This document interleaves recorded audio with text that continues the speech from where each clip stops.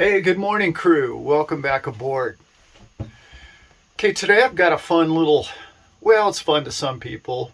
It's kind of an interesting angle on a company that all of us have used at one time or another in our lives, pretty much. They've been around 50 years, and they're a company called Mastercard.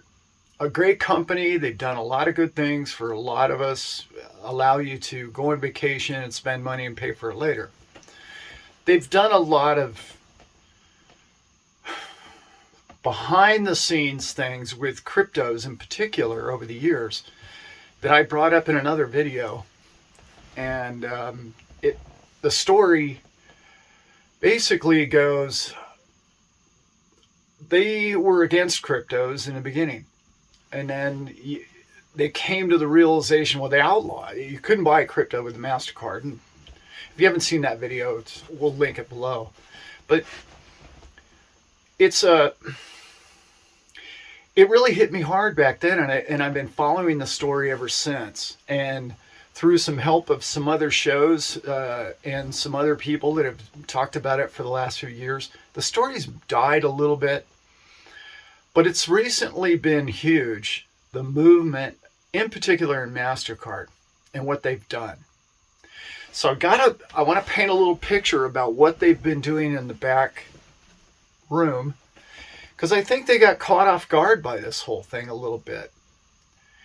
We'll know in the future, I suppose, if they had the whole thing planned that way. I don't know. It doesn't seem like it. But they're a good company, and they're not. I know a lot of people think they have nefarious reasons behind everything they do, but they're an avenue, and they allow people to maneuver financially around the world in ways that had never been able to be done until 40, 50 years ago when they came to be. Well, crypto surpassed that.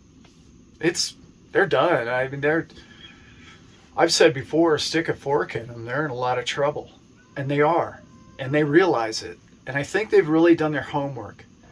And that's kind of what this is about. It's really, once you put the puzzle together, and I'm going to try and piece that all together for you.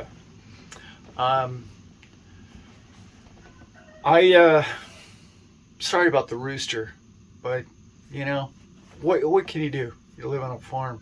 Oh, and wardrobe, makeup, wardrobe, she quit. Who can blame her? Yeah. So anyway, we have learned a lot about what they've been up to, and that's what this is about. I've been Lone Ranger, maybe, I don't know, following their steps, and this is what I've come up with. So I'm going to backtrack a little bit and let's ask some questions here, and you could come up with your own answers. MasterCard's been around 50 years, okay? In that time, we've had the FANG companies come out, right? Facebook, Amazon, Netflix, and Google, right? All of these companies have come along in the time of MasterCard or Visa. I'm just going to credit card companies. Interestingly enough, you can buy all those products, or most of those products, with a MasterCard. But when crypto came out, they shut that down. They were, I'm going to use the word, afraid of crypto, okay? Or they didn't know what it was, or they were trying to work it out. Since that point, since they've been, I'm going to say, researching over the last 4 years, they've actually purchased. And I looked it up. It's amazing, the influence. I'm just talking about MasterCard at this time. I found 9 companies that they are part ownership of. Big ones, like companies like Coinbase and others that I'm going to talk about in this video in a minute. So that got me to thinking, wait a minute. I don't recall MasterCard ever buying Apple, Google. They didn't partner up with Facebook. They saw these massive technology companies come along and just hit it out of the park and create possibly a more profitable business. In Amazon's case, massive. Can you imagine if Mastercard had owned 50% of Amazon? They are the middleman. I mean, just that's just crazy to think about. So it's my speculation that either the head people in the Mastercard Corporation saw this adoption of these new FANG stocks as two ways. They saw them as an opportunity missed. They were like, wait a minute, why didn't we have Apple stock? Why don't we own part of Amazon? And they're starting to see the technology race that's happening with our viewership. They're starting to realize what Brent and I's show is all about, which is it's your participation is why Amazon and Google and Facebook and Apple have created these dynasties. It's your participation. You're the product. You're the driver's seat. We don't know that yet. And we're trying to teach that as best we can. But you are the power. You are the energy of this universe. They work for us. I know politicians, governments have kind of forgotten that a little bit, but they'll be reminded. History always reminds them of they work for us. So I feel like MasterCard sat around the board. I'm no actor or jokesman, but I think they sat around the table and went, this Amazon thing, which one of you idiots didn't see that coming? You know, and they're all pointing the finger with their cigar and their martinis at each other and wondering, hey, how did I not see this coming? Wait, it's plain as day to everybody now, right? Facebook, same thing. Like, they can't really profit off Facebook, so I can kind of understand why they get involved in that. But that's coming too, though. Apple, I understand recently, I know they came out with the Apple Card and Mastercard, and it's the metal card. It's really kind of a cool card. That is kind of a joint effort. But Mastercard didn't buy those companies. Why? So either the fat cats missed it, or the fat cats were waiting for maybe a bigger fish, or maybe this time they saw crypto, in particular blockchain, and they said, not this time, buddy. I'd rather get it wrong and be on the bottom floor than miss out entirely. And that's what they said. And they saw it, and they know it, and I stopped counting at 9 different companies that they own pretty close to 50% of the ownership of it. 9. And they're buying more. They're buying the on-ramps and the off-ramps. And why? Think about this. Why? So they charge the end-line user, you and I, 1 or 2%. Right? Oh, sure, they're charging the merchant, but the merchant's just charging you more for the product. Right? So stop and think about it. You're paying for the use of the credit card.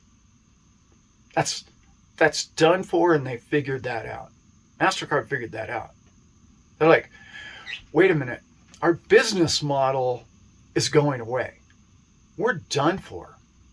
We have to pay people to use our card. And yeah, there's some rewards for some of the cards and whatnot, but I'm talking about the entire system is going to be tokenized and rewarded to you. Okay. That's coming. And I know it's a dead horse that I beat on a lot, but I cannot tell you how big this is going to be and how important this is to your financial freedom and future. Because let's face facts. You only want to be financially sound for freedom, right? You only want to be financially sound for sleeping well at night, knowing you're going to be well off or taken care of, or you can pay for the things you need. That's what this is all about. That's what this whole channel's about. Anyway, I didn't mean to squirrel again there. I'm going to tell you a little story. No, John, it's not a boating story. Sorry, buddy. There's going to be many boating stories. I'm shocked that we've done, we're up to 25 videos or something like that, and we haven't told too many boating stories. They're coming. Trust me. But this is a story about a collaboration. Collaborate? Yeah, that sounds like the right word. Two people that got together and started a company. And essentially, it's more than two companies, but blockchain. Okay, there's a company out there called Bakkt. Bakkt. Look them up. They're on the exchange now. They launched. Little story. They bought over 65,000 acres. 65,000 acres. Not blocks, you know.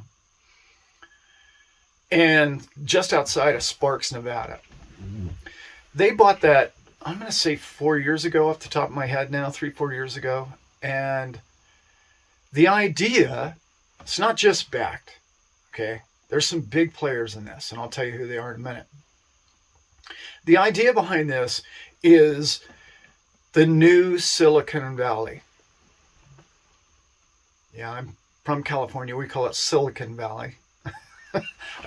So many people call it silicone. I don't. Anyway, they are building a new blockchain valley. It's been going on for a long time. They broke ground. You can go drive out there and you can see it. I'm planning on doing that soon. I'm going to probably shoot a video out there. I talked to a cabbie in Vegas, actually, not too long ago, who said that he was moving there. Well, I was trying to convince him to move there, and he was like, I'm doing it, you know, so he saw the opportunity. That's a different angle. We have known about this 3 or 4 years. That's right about the time that Mastercard got, it's not 50% of Coinbase, but they own a lot of Coinbase, okay? Those people are all involved, Bakkt, Mastercard, and a company called ICE, okay? It's Intercontinental Exchange, massive company. In fact, the owner of that company, or one of the CEOs of it, his wife is a big proponent of cryptocurrency. She also happens to be, I should have looked this up. I believe she was elected in the Senate, but she was running for a Senate position at one time. I'm sorry, I didn't look that up, but I should have.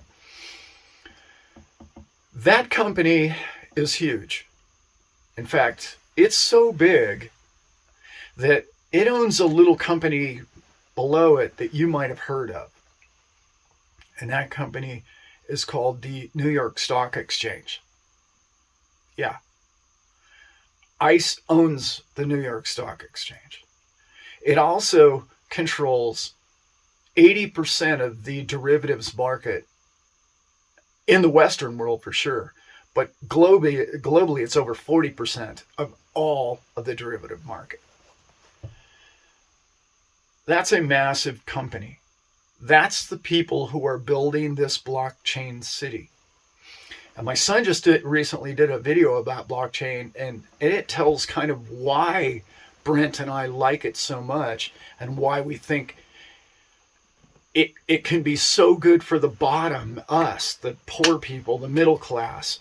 It's so important for us to know what it is so that corporations and companies like the ones I've been talking about can't just hold it over our heads and profit from us. Not that that's exactly what they're trying to do, but it could happen, right? It's been happening. So let me get back to Mastercard.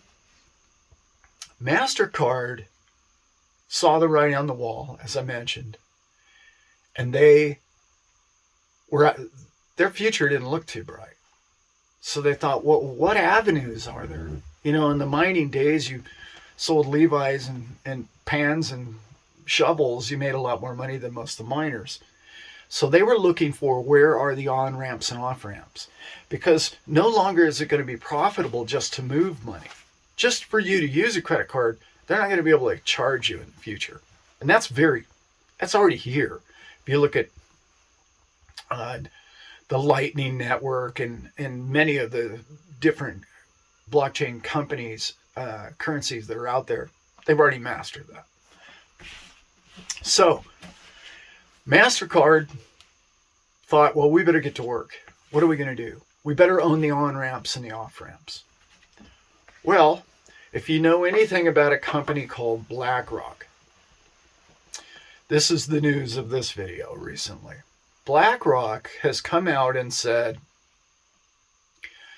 globalism is dying. Interestingly enough, with the times we live in and the wars that are going on, it's all sort of adding up to that.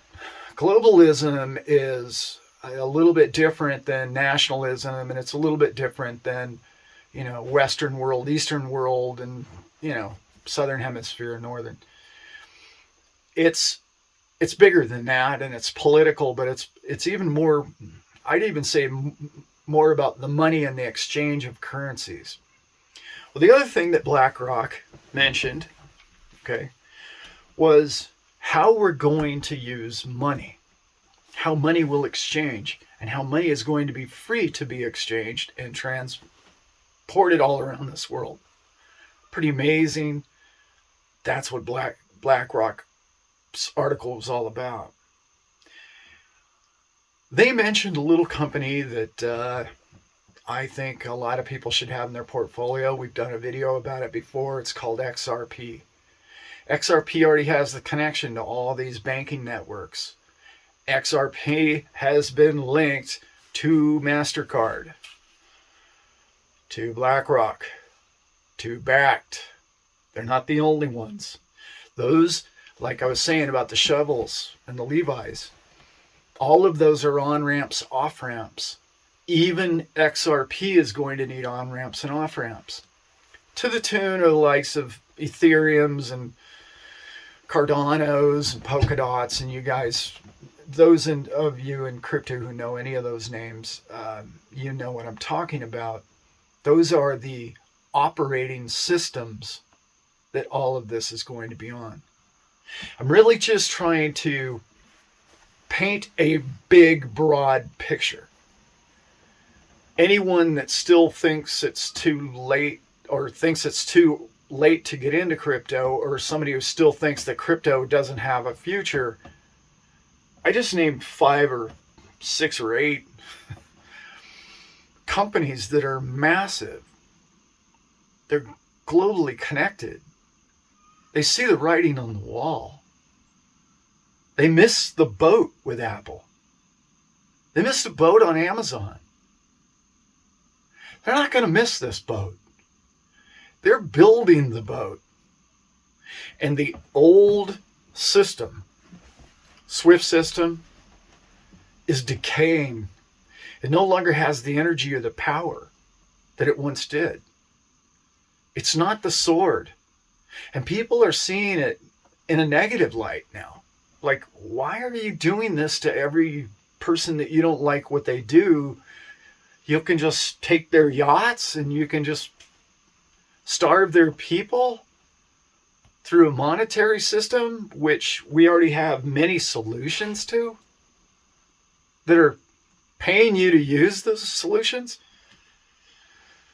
It's pretty amazing to me, the world we live in right now, and how it's changing, how fast it's changing, how vast this is.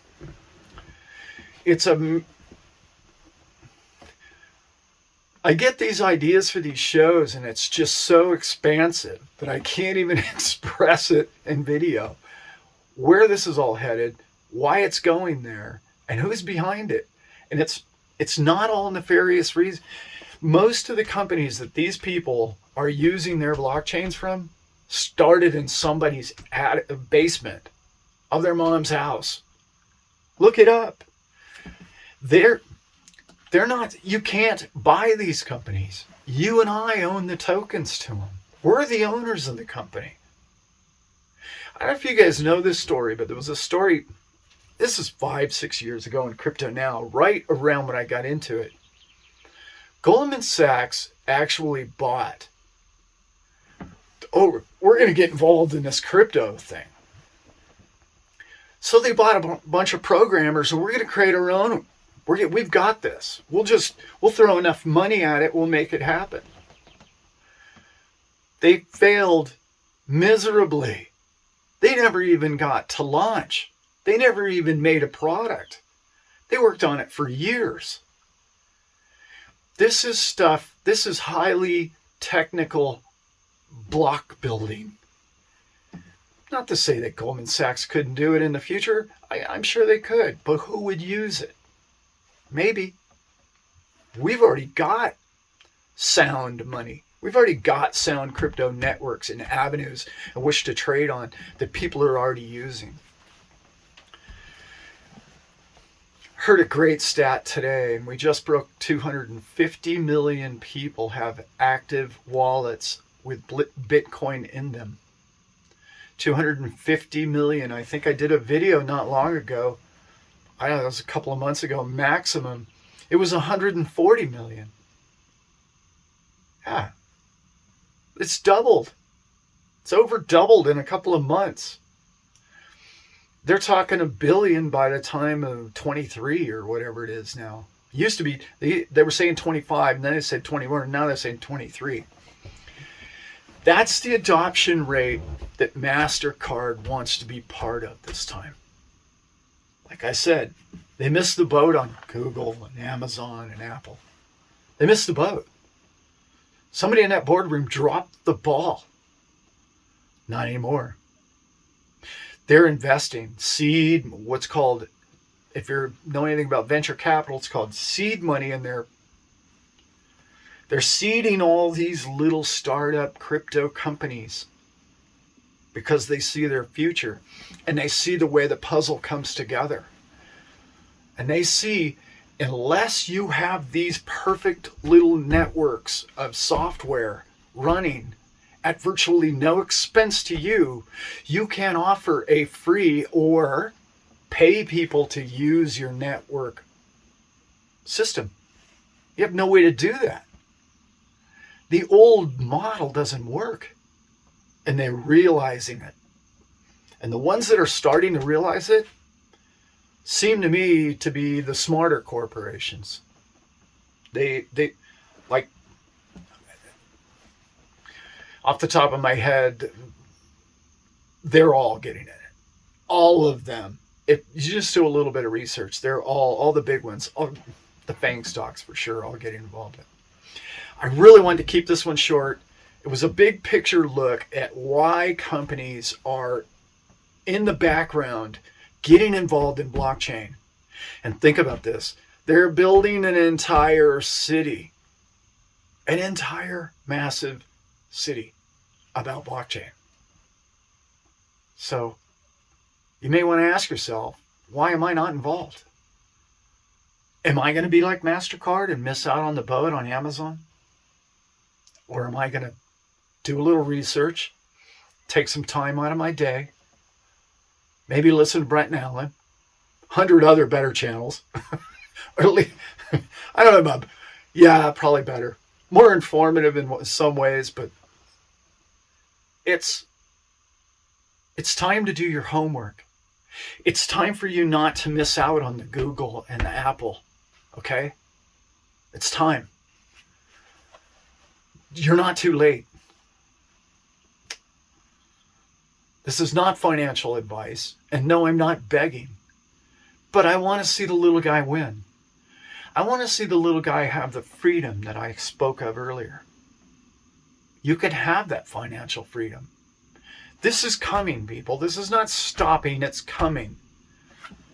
So I don't want to pound that point too hard, but any of you that already know everything that I talked about here today, you guys know. Just a refresher video for you. We've got more coming. We're having a good time doing them. And seems like you guys are enjoying them. And let me know what you liked about the video or maybe what you didn't like about the video. I know, the wardrobe, she's gone. Yeah, she left. She done. Guys, have a great time out there.